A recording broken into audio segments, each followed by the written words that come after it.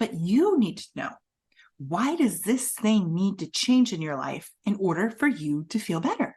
So you answer. You've already pinpointed what it is. Now you need to answer for yourself why it needs to change. And if you know the why, then you might be able to answer how. If this is changing, how will that allow you to feel better? So let me give you an example. When I was saying all the things about my kids were driving me crazy, which I said this for well over a year. That's probably even being generous. It was probably much longer than that.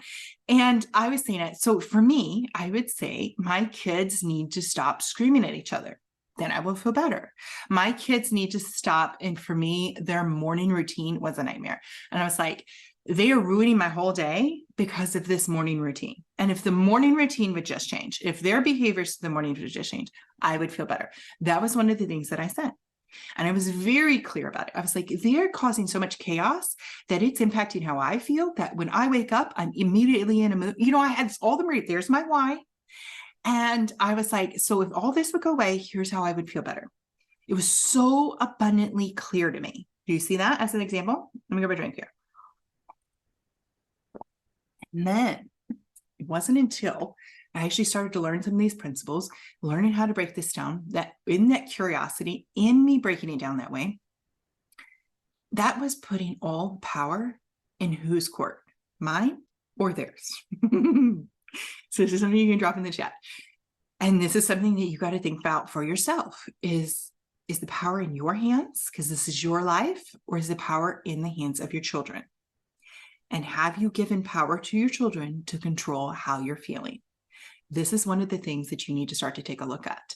And so this is one of the things that we will continue to examine, because we're examining what you're saying and how you're approaching this, because what you want to notice is where you're thinking, this has the power to allow you to feel better.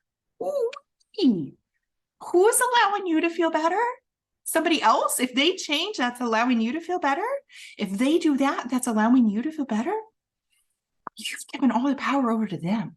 And yes, I do say power a lot, because power is a word I really resonate with. Maybe that's another word that fits better for you, but power to me is important, and I want the power. It's not that I'm a control freak, but this is my life I'm living. This is your life you're living. Who do you want to be in control of your life? And so you got to decide that only you get to decide. No one can do it for you unless you give them the power. How much power are you giving away to somebody else? That's one consideration. And then how much control for you do you have over how you feel? How much do you think that is? Not something you can drop in the chat. How much power do you think you have over how you feel? Yes, there's only one correct answer, 100%. If you say anything less than 100% for the amount of control you have over you feel, then there is something disconnected. There is some place in your life where you have given power to somebody else.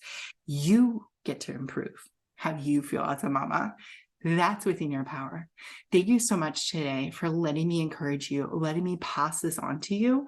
This was such a gift for me to receive, and I'm just paying it forward, moving it on, giving it to you so that you too can improve how you feel as a mama. Thank you so much.